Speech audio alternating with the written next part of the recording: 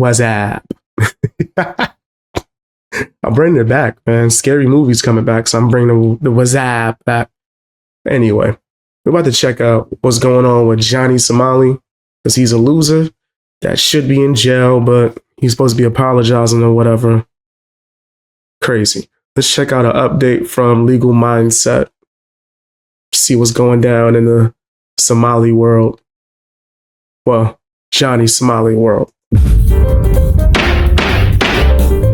Ramzi Khalid Ismail, aka Johnny Somali, has finally submitted an apology, but we are going to get into why it is too little too late today on the Legal Mindset. We teach you to be your own judge. Of course, this is a fast facts video, the quick and dirty version of the latest in legal news. So once again, delving into Somali's legal saga, we get into this ending part of the trial, because at this point, let me clarify, the trial, the case in chief, the presentation of evidence is done. Ramzi Khalid Ismail, Johnny Somali's trial is over, except for the date of sentencing and the date of the verdict. Except for that announcement, that's pretty much done. All the evidence, everything else needed to really already be submitted by now or by the closing date. Throw the book at him. Throw the book at him. Johnny was wilding, bro. There was certain lines that he was crossing that was like not just entertainment. It was harassment. The AI video thing was disgusting.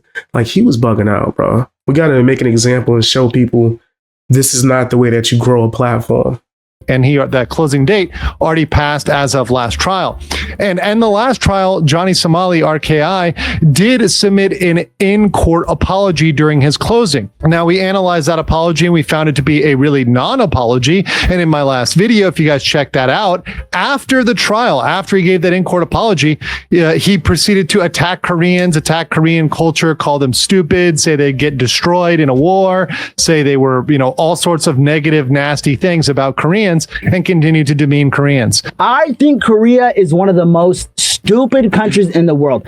I don't even think Korea is a first world country. I honestly think Korea is probably a second world country at best. Because how are you so stupid? So I think in light of that, and possibly in light of watching the videos calling him out on that, he decided to finally submit an official apology to the court. Now, what does that mean? What is an official apology? Well, you see this here in the court filings here, filed on 3/17/2026. That's Pigoin defendant submits a letter of reflection. So that is what it's typically called, as a letter of reflection that is submitted to the court. The problem for Johnny Somali is he submitted it in the worst possible way. And we're going to get into why he made a mistake. But first, make sure you guys, if you haven't, check out the Cabbage plushies. Nah, nigga. Good for you, though. I ain't buying no damn Cabbage plushie. To what you're supposed to do with these filings. So, the letter of reflection. This is a document that you're supposed to submit often multiple times during the trial to show you're sincere and to show genuine, sincere apology and reflection. So if we look at it's not about to be sincere coming from this guy. Hell no. Nah. In no way, shape, or form. I wouldn't trust Johnny Somali to go to the store and bring me back the correct amount of change.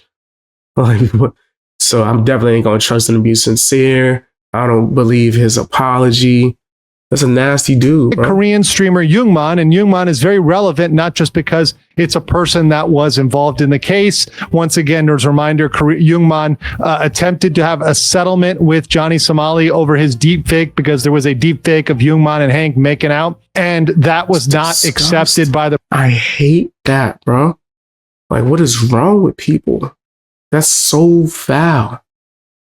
Like, AI is dangerous already. Now you using it to try to do things with creators. It's foul, bro. It's really disgusting. The prosecutor, they did not actually consider that in issuing their sentence. They, in fact, completely ignored that settlement and said, we're still going to charge Johnny Somali, even if you don't care about it, or even if you guys came to some sort of agreement. Well, Youngman did what is typical in a Korean trial, in a Korean defense scenario. So his trial began, much like Johnny's last year. His began later on, 6/18, and Johnny's began on March 7th. So you have a little bit more. When is the sentencing happen? When is that going to happen? Like the final, like will we find out if he going to get time, how much? Time for Johnny. So Johnny had more time. And what did he do this entire time? Nothing. He submitted absolutely no letter of reflection when the trial was going on until the trial effectively ended on February 27th. That's the end. You're not submitting any more evidence. They're not considering anything else. It's done.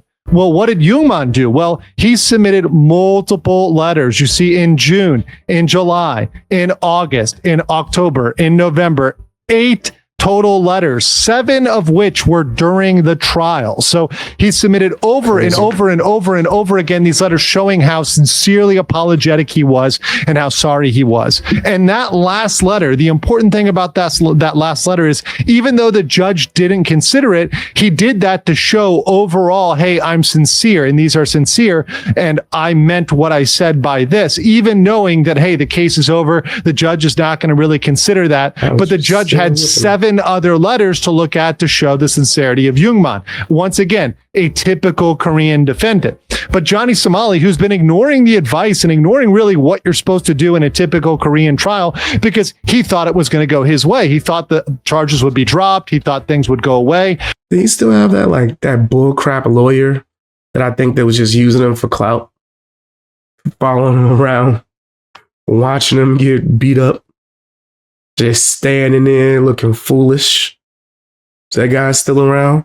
That didn't happen. And you see here, it's a little too late. So here's my judgment. The judgment is too late itself as the trial is over. And we also have something we're going to go over on a future stream, a submission from the Somali conviction team that we got done back in April 2025. We submitted that to the judge and the prosecutor. And in that, we predicted... Is the mic still... My bad. Was the mic muted that whole time or just that last time? My bad. Did I mute it by accident? What did I say last time? Oh, I was asking about his lawyer.